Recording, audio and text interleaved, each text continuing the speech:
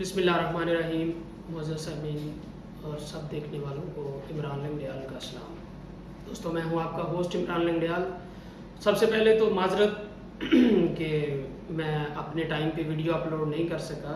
उसकी एक वजह ये है कि मैंने आप सब दोस्तों से डिस्कस किया था कि मेरा स्पेन में बिज़नेस है, तो उस सिलसिले में आज थोड़े बिज़ी रहे हैं। वर्करों को तनख्वाहें देनी थी, फिर सोमवार वाला दिन जो होता है ये हमेशा ही ज़्यादा बिजी होता है। कुछ शॉपिंग वगैरह करनी होती है, सामान वगैरह वीकेंड पे जो ख़त्म हो जाता है वो लेना होता है, इसलिए थोड़ा लेट वीडियो अपलोड कर रहा हूँ। दोस्तों, वीडियो शुरू करने से पहले मेरी आप सब दोस्तों से रिक्वेस्ट है, पाकिस्तान, इंडिया या जहाँ भी मुझे लोग देख रहे हैं या यूरोप में, दोस्तों काइंडली कोरोना वायरस को थोड़ा सीरियस लें, मास्क पहना करें, अपने हाथों को सैनिटाइज़ किया करें और जितना भी पॉसिबल हो रश वाली जगहों पे जाने से परहेज़ करें, सोशल डिस्टेंस रखें। जितनी भी एहतियात करेंगे उतना आपके लिए अच्छा है। अगर आप में से कोई दोस्त ये जानना चाहता है कि क्या आपने किसी को आंखों से देखा है कि किसी को कोरोना हुआ है, तो हाँ, मैंने आंखों से देखा है। क्या आपके किसी जानने वाले को कोरोना हुआ है? जी, मेरे जानने वालों को कोरोना हुआ है। क्या हुआ है उनके साथ, वो मैं किसी दिन एक पूरा वीलॉग बनाऊंगा, बल्कि उनको भी लूँगा साथ, तो उनका जो उनके ऊपर गुजरा है और जो हुआ है वो खुद बयान करेंगे। तो दोस्तों, चलते हैं अपनी आज की वीडियो की तरफ, अपने टॉपिक की तरफ। तो दोस्तों, लास्ट वीडियो में हम तुर्की के शहर वान पहुंचे थे। दोस्तों, वान से नेक्स्ट हमारा सफ़र जो था वो इस्तांबुल शहर की तरफ था। दोस्तों, इस्तांबुल जाने के लिए एजेंटों ने हमें सबसे पहले जो काम किया वो ये किया कि उन्होंने दो नंबर रेजिडेंसी कार्ड बनवाए। जिस तरह इमिग्रेंट्स के रेड कलर के 2 नंबर कार्ड होते हैं ना, उनके ऊपर तस्वीर लगी होती है और डाटा लिखा होता है, उन्होंने हमारे वो बनाने में तकरीबन उनको 2 दिन लग गए। तो मैंने आपको बताया था कि सेफ के ऊपर जब हम वहाँ पहुँचे थे तो वहाँ पर 10, 20, 50, 100 नहीं बल्कि कई 100 बंदे थे। तो वो ग्रुप की शक्ल में 10-10 लड़कों, 12-12 लड़कों के ग्रुप बना के वहाँ से वो इस्तांबुल के लिए रवाना करते थे।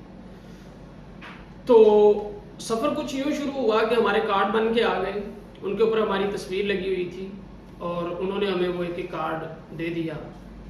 तो उन्होंने कहा कि आपको यहाँ से एम्बुलेंस से लारी अड्डा पहुँचाया जाएगा। तुर्की में एक बस सर्विस चलती है मेट्रो के नाम से। जिस तरह मुख्तलिफ सिटीज़ में मेट्रो तो ट्रेन को कहते हैं, हमारे यूरोप में जो अंडरग्राउंड ट्रेनें चलती हैं उनको मेट्रो बोलते हैं, लेकिन तुर्की में एक बस सर्विस चलती है, उस कंपनी का नाम मेट्रो है। तो उन्होंने हम 12 लोगों को वहाँ एजेंट के घर यानी कि सेफ से एक एम्बुलेंस में बिठाया। उस एम्बुलेंस में बिठा के वो हमें लारी अड्डा ले गए वान सिटी के, और वान सिटी के लारी अड्डा पे जाके जब वो बस निकलने वाली थी तो हम उधर ही एम्बुलेंस के अंदर ही बैठे रहे।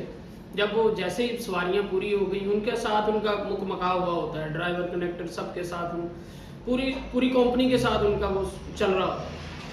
तो दोस्तों, जैसे ही हम वहाँ पहुँचे तो सवारियाँ पूरी हुई, हमें इशारा दिया गया, हम एक एक करके उतरते गए और सुकून के साथ बस में जाके अपनी अपनी सीटों पे बैठते गए। दोस्तों, वो बस वहाँ से चली और हम मुख्तलिफ रास्तों से होते हुए उस बस को किसी ने चेक नहीं किया, कहीं पे चौकी नहीं आई, कहीं पे कुछ नहीं हुआ, कोई चेकिंग वैकिंग नहीं हुई। सारे रास्ते पे हम चलते चलते अजमेर शहर पहुँचे। अब अजमेर लारी अड्डे पे जैसे मैंने पीछे बताया था वीडियोस में, एक बंदा वेट कर रहा होता है, उसके पास एक कोड होता है, वो कोड बताया जाता है, उसने हमें उतारा और वो भी हमें अजमेर लारी अड्डा से एम्बुलेंस में बिठा के हम सबको शहर से बाहर अपनी सीट पे ले गया। और अगले दिन उसने हमें उसी एम्बुलेंस से अजमेर शहर से इस्तांबुल पहुंचाया। इस्तांबुल शहर क्रॉस करने के बाद बाहर किसी टाउन में एक एजेंट की सेफ थी, हमें वहाँ पर पहुँचाया गया। और जब हम वहाँ पे पहुँचे इस्तांबुल वाली सेफ पे, तो वहाँ पर तकरीबन 70 से 80 लोग मौजूद थे। और जब हम वहाँ पहुँचे, बैठे, पानी पिया, तो हमें बताया गया कि यहाँ पर यही 5-6 कमरे हैं, कहीं जहाँ पे आपको जगह मिले आप सो सकते हो, बैठ सकते हो, रेस्ट कर सकते हो, कोई कॉम्प्लिकेशन नहीं है। तो दोस्तों, जैसे ही हम वहाँ पर पहुँचे, मूव हुए, तो एक बंदा जिसकी उम्र तकरीबन 50 साल थी, وہ تقریباً پچھلے 6 سال سے استنبول والی سیف پہ ایجنٹوں کا کھانا بناتا تھا، اور وہ واحد سیف تھی استنبول والی جہاں پر ایجنٹ اور وہ سارے بندے جو انتظامیہ کے تھے، جو ڈینکی کا کام کرتے تھے، وہ سارے پاکستانی تھے. ٹھیک ہے. چرس، ڈرگز، سگریٹ سب کچھ عام ملتا تھا، اس سے سب کچھ ملتا تھا. جس قسم کا نشہ چاہیے ہوتا تھا وہ اس قسم کا نشہ وہاں پر کام کرنے والوں سے خرید کے استعمال کرتا تھا، اور بہت سارے لوگ نشہ کرتے بھی تھے وہاں. تو جس بندے کی میں آپ کو سٹوری بتانا چاہ رہا ہوں وہ یہ تھی کہ وہ 50 سال کے قریب اس کی عمر تھی. وہ آج سے 6 سال پہلے ہماری طرف یورپ آنے کا خواب دیکھ کر ڈنکی لگائی اس نے، اور جب وہ استنبول پہنچا تو استنبول پہنچنے پر جب ایجنٹوں نے اسے مارا اور گھر والوں سے پیسے مانگے تو گھر والوں نے انکار کر دیا. جب پیچھے گھر والوں نے پیسے نہ دیے، اپنی اس کی وائف اور 2 بچے تھے، ان کے پاس بھی کچھ نہیں تھا دینے کے لیے، تو وہاں پر ایجنٹ نے یہ فیصلہ کیا کہ جب تک تیرے پیسے نہیں پورے ہو جاتے یا جب تک تجھے یہاں تک لانے کا خرچہ نہیں پورا ہو جاتا تو یہیں پہ ان سب بندوں کی روٹیاں پکایا کرے گا. تو وہ بندہ 60-70 بندوں کی 2 ٹائم کی روٹی بنوایا کرتا تھا، اور جو اس کے ساتھ کک تھا وہ بھی، اس کی بھی تقریباً سیم سٹوری تھی.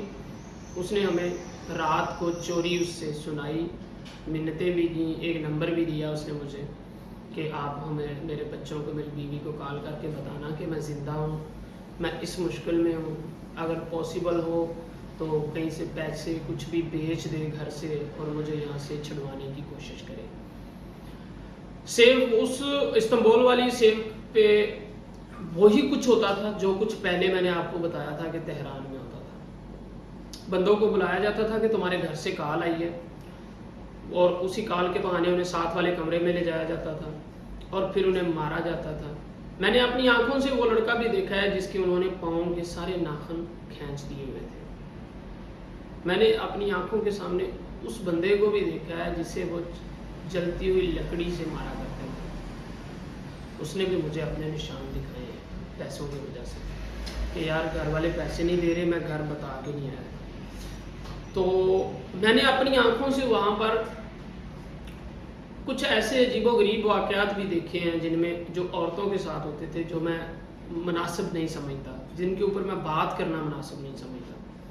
اور وہ عورتیں فیملیز کے ساتھ، اپنے ہسبینڈ، اپنے بہن بھائیوں کے ساتھ، اپنے بچوں کے ساتھ ٹریول کر رہی ہوتی تھی، اور وہ بھی ایجنٹوں کی سیف میں. پتہ نہیں کب کے لوگ پڑے ہوتے ہیں.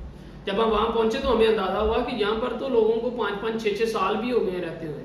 تو ہم پریشان ہو گئے کہ یار ہمیں پتہ نہیں اب کتنے دن یہاں رہنا پڑے گا، پتہ نہیں ہماری باری کب آئے گی ہمیں مارنے پیٹنے کے لیے. تو وہ جب میں خیر پہنچ گیا تھا تو تب میں نے گھر کال کر کے پتہ کیا تھا اس اپنے رشتہ دار سے. تو اس نے مجھے بولا تھا کہ میری بات ہی یہی ہوئی تھی کہ آپ میرے بندے کو کچھ نہیں کہو گے، مارو گے نہیں، میں آپ کو اسپین پہنچ کے یا جہاں پر کسی نے پہنچنا ہوتا ہے یونان پہنچ کے ہی پیسے دوں گا. دوستو 2-4 دن ہمارے وہاں پہ گزرے.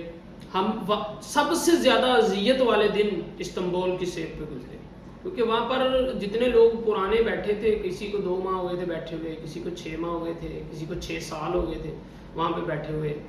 تو ایجنٹ نے 3 بندے رکھے ہوتے تھے جو باری باری سیکورٹی کے طور پر اس کی حفاظت کرتے تھے. اس کے کمرے میں جانے کی کسی کو اجازت نہیں ہوتی تھی. وہ بھی مین ایجنٹ نہیں تھا، وہ بھی اس کا آگے جو اس نے بندہ رکھا ہوتا تھا وہ تھا. تو دوستو وہاں سے یونان کیسے انٹر ہوئے؟ ہم نے ترکی اور یونان کے درمیان میں بارڈر والی نہر کیسے کراس کی، اور اس نہر میں کتنے دوستوں نے اپنی جان کی بازی ہاری، اور وہ نہر کب اور کس نے بنوائی تھی، اس سب کے اوپر ہم انشاءاللہ اگلی ویڈیو پہ ڈسکس کریں گے. اب تک کے لیے اتنا ہی. اپنے اور اپنے چینل کا خیال رکھیں. اگر آپ کو میری ویڈیوز پسند آئیں تو میرے چینل کو سبسکرائب کریں، شیئر کریں، لائک کریں.